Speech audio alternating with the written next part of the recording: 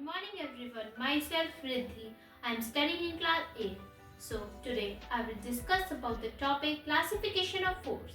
Classification of force are of two types, contact force and non-contact force. Contact force. Contact force are the forces that act only when an object are in physical contact with each other. So contact forces are of three types, muscular force, mechanical force and frictional force. So muscular force.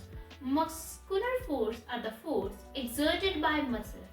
मतलब जिसमें हमें ताकत लगे. Like a boy is holding the box. As you can see, and this boy is doing raps. Secondly, mechanical force. Mechanical force are the force that is applied by a machine. As you can see in this picture, a girl is applying force on the rope and rope is doing the work of machine. See, and the frictional force. Frictional force are the force that is applied. Frictional force is the force that opposes the motion of one object over the other. As you can see, a boy is running and banana is opposes the motion, and that's why the boy has fell down. Non-contact force. Non-contact forces are the forces that act only when an object are not in physical contact with each other. Non-contact force are of three types, magnetic force, electrostatic force and gravitational force. Magnetic force.